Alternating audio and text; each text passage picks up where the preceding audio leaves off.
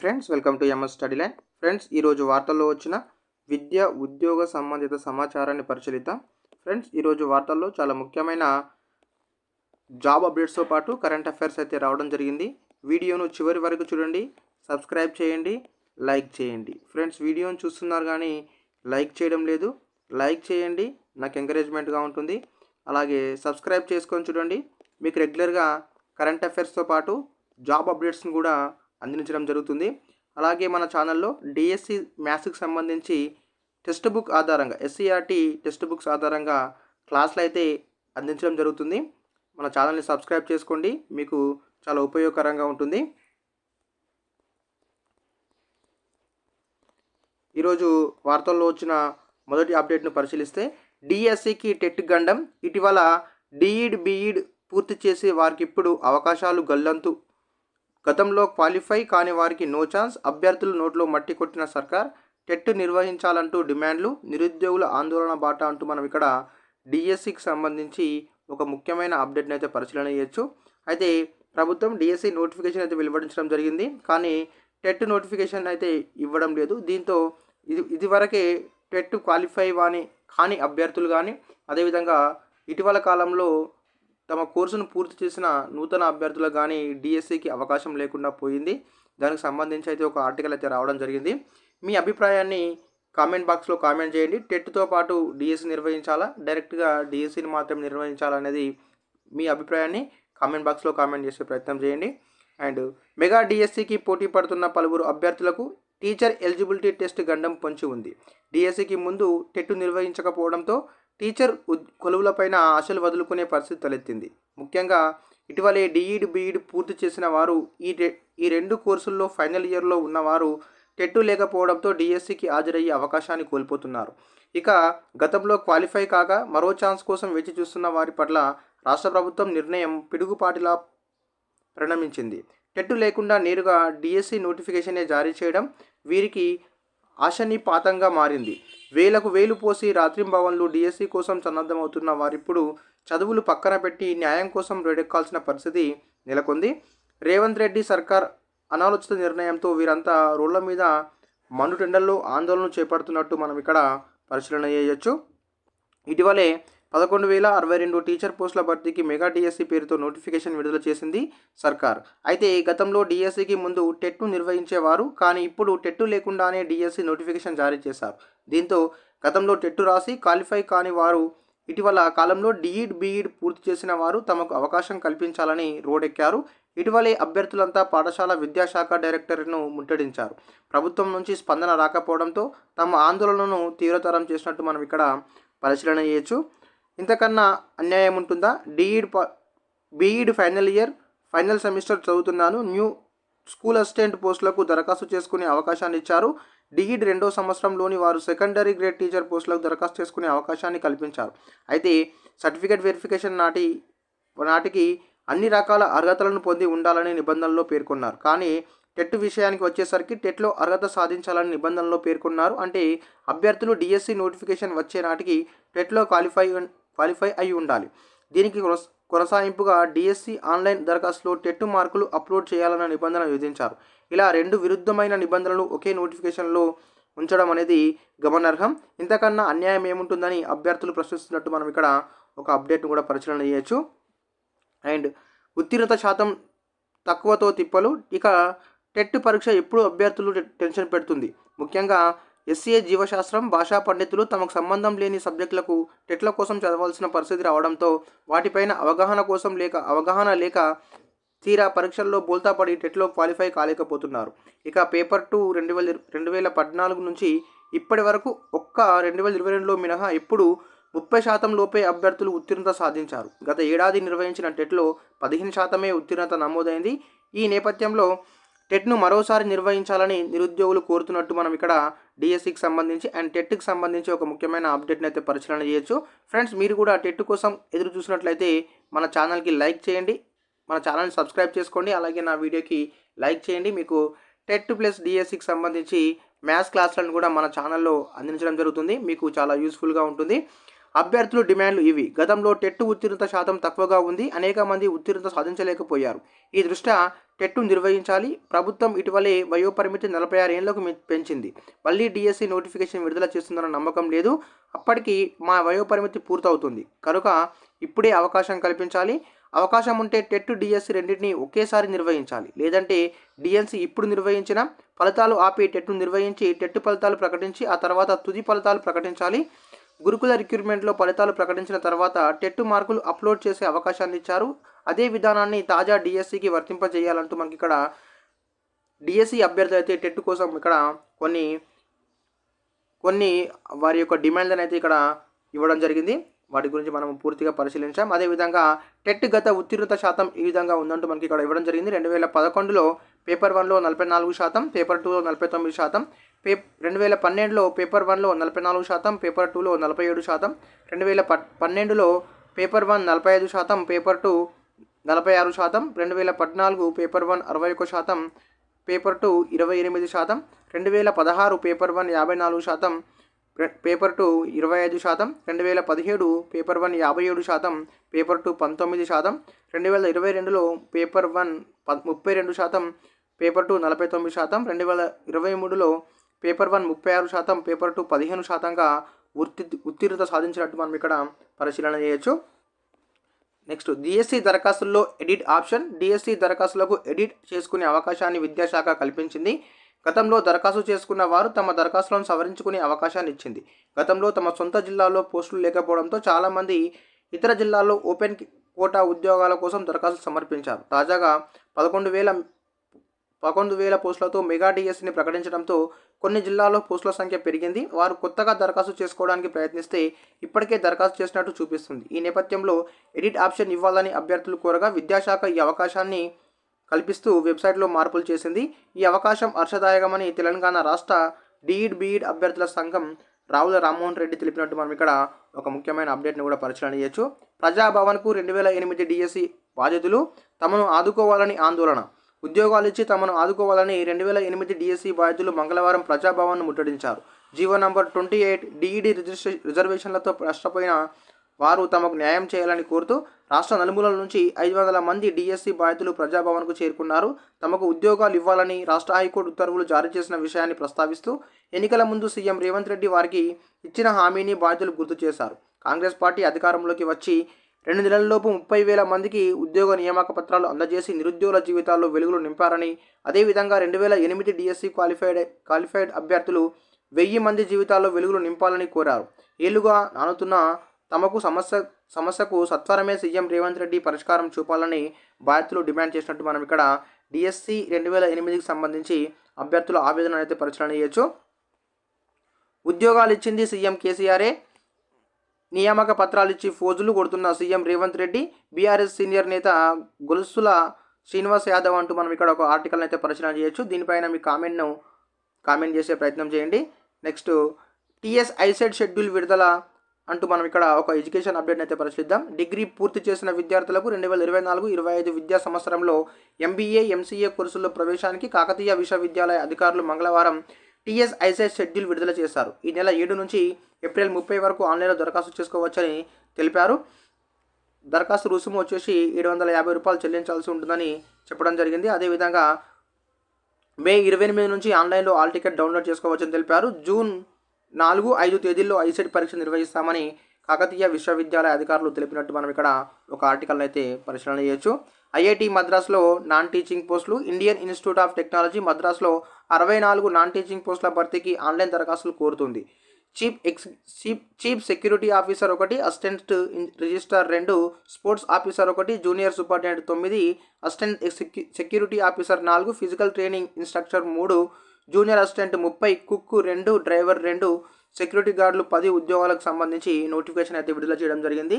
దీనికి సంబంధించి 10+2 సంబంధిత విభాగాల్లో డిప్లొమా, డిగ్రీ, పీజీతో పాటు పని అనుభవం ఉండాలంటూ వారు ఇక్కడ పేర్కొనడం జరిగింది. దీనికి సంబంధించి వెబ్సైట్ అయితే మనకి ఇవ్వడం జరిగింది. దీంట్లో మనము అప్లై చేసుకోవాల్సి ఉంటుంది. దీనికి దరఖాస్తు చివరి తేదీ 12 మార్చి 2024 వరకు ఇవ్వడం జరిగింది. దీన్ని అప్లై చేసుకునే ఇంట్రెస్ట్ ఉన్న వాళ్ళు అప్లై చేయండి. ప్రతి మండలంలో వెటర్నరీ ఆసుపత్రి. ప్రతి మండలంలో వెటర్నరీ హాస్పిటళ్ళు తప్పకుండా ఉండాలని 91 కొత్త మండలాల్లోనూ అవసరమైన ఏర్పాట్లు చేయాలని సీఎం రేవంత్ రెడ్డి సూచించారు. మొబైల్ వెటర్నరీ క్లినిక్ సేవలను కొనసాగించాలని, అందుకు అవసరమైన టెండర్లను వెంటనే పిలవాలని చెప్పారు. వివిధ పథకాల్లో కేంద్రం నుంచి వచ్చే నిధులను సద్వినియోగం చేసుకోవాలని ఆయన పేర్కొన్నట్టు మనం ఇక్కడ ఒక అప్డేట్ని అయితే పరిశీలన చేయొచ్చు. వెటర్నరీ అసిస్టెంట్ పోస్టుల భర్తీలో వెయిటేజ్. టీఎస్పీఎస్సీ చేపట్టిన వెటర్నరీ అసిస్టెంట్ సర్జన్ పోస్టుల నియామకాల్లో విభాగంలో ఏళ్లకేళ్లుగా పనిచేస్తున్న వారికి వెయిటేజ్ ఇవ్వాలనే ప్రతిపాదనను పరిశీలించాలని, వైద్యారోగ్య శాఖలో అమలైన వెయిటేజీ విధానాన్ని ఈ విధానంలోనూ వర్తింపజేసేలా చూడాలని సీఎం రేవంత్ రెడ్డి అధికారులకు సూచించారు. ఈ సమీక్షా సమావేశంలో ముఖ్యమంత్రి సలహాదారు వేం నరేందర్ రెడ్డి, సీఎం ముఖ్య కార్యదర్శి శేషాద్రి, పశుసంవర్ధక శాఖ ముఖ్య కార్యదర్శి special CS Adarsimha, dairy director Lakshmi, fisheries director Gopi పాల్గొన్నట్టు మనం ఇక్కడ ఒక ముఖ్యమైన ఆర్టికల్ని అయితే పశుసంవర్ధక శాఖకు సంబంధించి పరిశీలన చేయొచ్చు. అదేవిధంగా ఈరోజు ఈనాడు పత్రికలో వచ్చిన ప్రతిభా ఎడిషన్ సమర్థ వ్యక్తీకరణ సామర్థ్యానికి పరీక్ష అంటూ మనకి ఇక్కడ జనరల్ స్టడీస్ రీజనింగ్ సంబంధించి ప్రాక్టీస్ బిట్స్ అయితే ఇవ్వడం జరిగింది. దీన్ని డౌన్లోడ్ చేసుకొని పరిశీలించే ప్రయత్నం చేయండి. అదేవిధంగా అతివలకు అణచివేతలకు ప్రతిఘటించే హక్కు అంటూ మనకి ఇక్కడ టీఆర్టీకి సంబంధించి ప్రపంచ చరిత్రకు సంబంధించి బిడ్ బ్యాంక్ అయితే రావడం జరిగింది.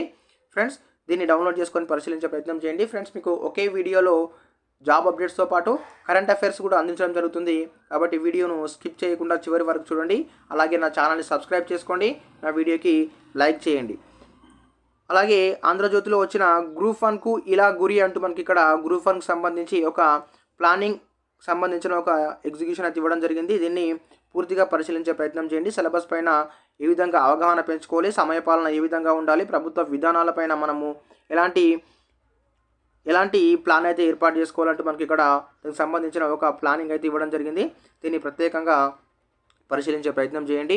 ప్రపంచ కుబేరుడిగా జెఫ్ బెజోస్ అంటూ మనకి ఇక్కడ ఒక ముఖ్యమైన కరెంట్ అఫైర్ని అయితే పరిశీలన చేద్దాం. 2వ స్థానానికి పడిపోయిన ఎలన్ మస్క్ అంటూ మనం ఇక్కడ పరిశీలన చేయొచ్చు. టెస్లా అధినేత ఎలన్ మస్క్ ప్రపంచ కుబేరుల జాబితాలో మొదటి స్థానాన్ని కోల్పోయారు. అమెజాన్ వ్యవస్థాపకుడు జెఫ్ బెజోస్ ప్రపంచ కుబేరుడుగా మొదటి స్థానానికి వచ్చారు. 9 నెలలుగా ఎలన్ మస్క్ ఈ జాబితాలో అగ్రస్థానంలో ఉన్నారు. బ్లూంబర్గ్ బిలియనర్స్ ఇండెక్స్ తాజా నివేదిక ప్రకారం, ఫ్రెండ్స్, మనకి ఈ నివేదిక పేరు గుర్తుంచుకోండి. బ్లూంబర్గ్ బిలియనియర్స్ ఇండెక్స్ నివేదిక ప్రకారం జెఫ్ బెజోస్ సంపద విలువ $200.3 బిలియన్ ఉంది. మస్క్ సంపద $197.7 బిలియన్ ఉందని నివేదికలో తెలిపింది. ఈ జాబితాలో 3వ స్థానంలో $197.5 బిలియన్ ఫ్రెంచ్ వ్యాపారవేత్త ఎల్వీఎంహెచ్ అధినేత బెర్నార్డ్ ఆర్నాల్డ్ 4వ స్థానంలో, ఆర్నాల్డ్ 3వ స్థానంలో, 4వ స్థానంలో మెటా సీఈఓ మార్క్ జుగన్బర్గ్, 5వ స్థానంలో బిల్ గేట్స్ ఉన్నట్టు మనకి ఇక్కడ ఈ నివేదిక అయితే పేర్కొనడం జరిగింది. ఫ్రెండ్స్, వీటిని మనము గుర్తుంచుకునే ప్రయత్నం చేయండి.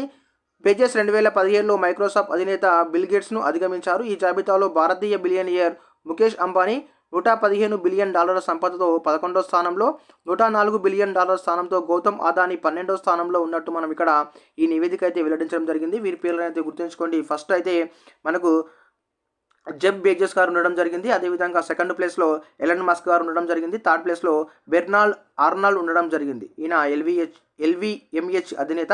అదేవిధంగా 4వ స్థానంలో సీఈఓ మార్క్ జుకన్బర్గ్, 5వ స్థానంలో బిల్ గేట్స్ అయితే ఉండడం జరిగింది. అదేవిధంగా భారతదేశం నుంచి ప్రముఖ వ్యాపారవేత్తలైన ముఖేష్ అంబానీ గారు 115వ స్థానంలో ఉండడం జరిగింది. అదేవిధంగా మన దేశంలో చూసుకుంటే 11వ స్థానం. ఓవరాల్గా $115 బిలియన్ డాలర్లతో 11వ స్థానంలో ఉండడం జరిగింది. అదేవిధంగా $104 బిలియన్ గౌతమ్ అదానీ గారు 12వ స్థానంలో నిలవడం జరిగింది. ఫ్రెండ్స్, మనకి ఇది గుర్తుంచుకునే ప్రయత్నం చేయండి. స్టాటిక్స్ అన్నీ కూడా మనకు ఎగ్జామ్లో అడిగే అవకాశం ఉంటుంది. అండ్ నెక్స్ట్, నిరంకుశ సైనిక పాలనకి భారతీయుల మొగ్గు, ఫ్యూ రీసెర్చ్ సర్వే వెల్లడి అంటూ మనం ఇక్కడ ఒక ముఖ్యమైన కరెంట్ అఫైర్ని అయితే పరిశీలన చేద్దాం. ఫ్రెండ్స్, సర్వే పేరు గుర్తుంచుకోండి, ఫ్యూ రీసెర్చ్ సర్వే అని గుర్తుంచుకోండి. ఇది ఇచ్చిన నివేదిక ప్రకారం భారత్లో మెజారిటీ ప్రజలు నిరంకుశ సైనిక పాలనకు మద్దతు తెలుపుతున్నారని తాజా సర్వే నివేదిక పేర్కొంది. సర్వే చేసిన దేశాల్లో ఈ విషయంలో భారత్ అగ్రస్థానంలో ఉన్నదని ఇటీవల విడుదలైన ఫ్యూ రీసెర్చ్ సర్వే వెల్లడించింది. ప్రాతినిధ్య ప్రజాస్వామ్యం, ప్రత్యక్ష ప్రజాస్వామ్యం, నిరంకుశత్వం, సైనిక పాలన సహా వివిధ పాలనా రూపాలపైన 24 దేశాల్లో పౌరుల నుంచి అభిప్రాయాలు సేకరించారు. సర్వేలో పాల్గొన్న వారిలో 67% మంది భారతీయులు నిరంకుశ పాలనకు మద్దతు తెలిపారని, 2017లో 55% ఉండేదని ఫ్యూ రీసెర్చ్ డేటా వెల్లడించినట్టు మనం ఇక్కడ ఒక ముఖ్యమైన అప్డేట్ని అయితే పరిశీలన చేయొచ్చు. అదేవిధంగా ఇండోనేషియాలో 51% మంది, కెన్యాలో 52% మంది, అమెరికాలో 26% మంది, కెనడాలో 19% మంది, యూకేలో 13% మంది మాత్రమే నిరంకుశ పాలనకు మద్దతు తెలిపారని ఇక్కడ ఇవ్వడం జరిగింది. భారత్లో మాత్రం చూస్తే 67% మంది నిరంకుశ పాలనకు మద్దతు తెలిపినట్టు మనం ఇక్కడ పరిశీలన చేయొచ్చు. దానిపైన డైరెక్ట్గా క్వశ్చన్ అడిగే అవకాశం ఉంటుంది కాబట్టి సర్వే పేరు కూడా గుర్తుంచుకునే ప్రయత్నం చేయండి. ఫ్రాన్స్లో అబార్షన్ ఇక చట్టబద్ధత హక్కు. ఫ్రాన్స్ గర్భస్రావాన్ని చట్టబద్ధం చేసింది. అబార్షన్కు చట్టబద్ధతకు హక్కు పేర్కొన్న ప్రపంచంలోనే మొట్టమొదటి దేశంగా ఫ్రాన్స్ నిలిచిందంటూ మనం ఇక్కడ ఒక ముఖ్యమైన కరెంట్ అఫైర్ని అయితే పరిశీలన చేయొచ్చు. దీనికి సంబంధించి నేటి క్లాస్లో కూడా చర్చించడం జరిగింది. మళ్ళీ మీకు ఇది రివిజన్ లాగా ఉంటుందని తీసుకోవడం జరిగింది. 1958 నాటి చట్టాన్ని సవరించేందుకు సోమవారం దేశ పార్లమెంటు 780 ఓట్ల తేడాతో ఆమోదం తెలిపినట్టు మనం ఇక్కడ ఒక ముఖ్యమైన కరెంట్ అఫైర్ని అయితే పరిశీలన చేయొచ్చు. మై బాడీ మై చాయిస్ అనే సందేశంతో కూడిన విద్యుత్ దీపాలతో అలంకరించారు. అయితే వాటికన్ సిటీ మాదిరిగానే అబార్షన్ వ్యతిరేక సంఘాలు ఈ మార్పును తీవ్రంగా విమర్శించినట్టు మనం ఇక్కడ ఒక అప్డేట్ను కూడా పరిశీలన చేయొచ్చు. జలాంతర మెట్రో నేడే కోలకత్తాలో నీటి అడుగున మెట్రో సేవలు ప్రారంభం అంటూ మనం ఇక్కడ ముఖ్యమైన కరెంట్ అఫైర్ని అయితే పరిశీలన చేయొచ్చు. ఆధునిక భారత రైల్వే చరిత్రలో నూతన అధ్యయనానికి అండర్ వాటర్ మెట్రో శ్రీకారం చుట్టేందుకు సిద్ధమవుతుంది. అత్యంత లోతైన ఔరో మెట్రో స్టేషన్ గుండా నీటి అడుగున మెట్రో రైలు పరుగు పెట్టనున్నాయి. ఇందుకు కోలకత్తాలోని east coast metro corridor, friends మనకి ఇది గుర్తుంచుకోండి, ఈస్ట్ కోస్ట్ మెట్రో కారిడార్ విభాగంలో ఈ జలాంతర మెట్రోను అయితే ప్రారంభించడం జరుగుతుంది. ఈ కారిడార్లో ఔరా మైదాన్ ఎంప్లానేడ్ సెక్షన్లో ఈ అండర్ వాటర్ మెట్రో సేవలు ప్రయాణికులకు అద్భుత అనుభూతిని పంచనున్నాయి. దేశంలోని మొట్టమొదటి ఈ అండర్ వాటర్ మెట్రో సేవలను బుధవారం ప్రధాని మోదీ ప్రారంభించనున్నారు. ఉగ్లీ నదీ జలాల కింద ఈ మెట్రో ప్రాజెక్టు రూపుదిద్దుకుంది అంటూ మనకి ఇక్కడ ఇవ్వడం జరిగింది. ఫ్రెండ్స్ మనకు ఇటీవల జలాంతర మెట్రోను ప్రారంభించడం జరిగింది. ఏ రాష్ట్రంలో అడిగే అవకాశం ఉంటుంది? కలకత్తా అని గుర్తుంచుకోండి. అదేవిధంగా ఏ నది జలాల కింద అడిగే అవకాశం ఉంటుంది కాబట్టి ఉగ్లీ నది అని గుర్తుంచుకోండి. దీని యొక్క పొడవును కూడా మనం ఇక్కడ పరిశీలన చేద్దాం. ఈస్ట్ వెస్ట్ మెట్రో మొత్తం పొడవు 16.6 కిలోమీటర్లు కాగా అందులో 10.8 కిలోమీటర్ల మేర విస్తరించి ఈ కారిడార్ రైలు భూగర్భంలో ప్రయాణించనుంది. ఇందులో పూర్తిగా నది జలాల కింద సుమారు 520 మీటర్ల మేర రైలు పరుగు పెట్టనుందంటూ మనం ఇక్కడ పరిశీలన చేయొచ్చు. దాదాపు 45 సెకండ్ల పాటు సాగే ఈ నది గర్భ ప్రయాణం మెట్రో రైలు ప్రయాణికులకు నిర్వచనీయ అనుభూతిని ఇవ్వనుంది. దేశంలో తొలిసారి నది అడుగున నిర్మించిన తొలి రవాణా టన్నెల్గా కూడా ఇదే కావడం విశేషం. కోలకత్తా పరిధిలోని జంట నగరాలను పేరొందిన ఔరా సాల్ట్ లేక్లో కలుపుతూ ఈ మెట్రో సేవలు అందుబాటులోకి తీనున్నారంటూ మనకి ఇక్కడ దీనికి సంబంధించి పూర్తి వివరాలు అయితే పరిశీలన చేయొచ్చు. అదేవిధంగా ప్రపంచంలో ఎన్నెన్నో అంటూ మనకి ఇక్కడ ప్రపంచంలో ఇలాంటి అంశాలను ఒకసారి పరిశీలిద్దాం. 19వ శతాబ్దంలో ఇంగ్లీష్ ఇంజనీర్లు భూగర్భ రైల్వే సేవలను అందుబాటులోకి తీసుకొచ్చారు.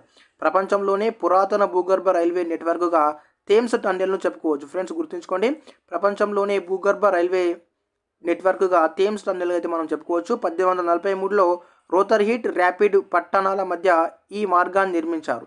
ఇప్పుడు ఇది లండన్లో కీలక రైలు మార్గాల్లో ఒకటి. దీని పొడవు 400 మీటర్లు.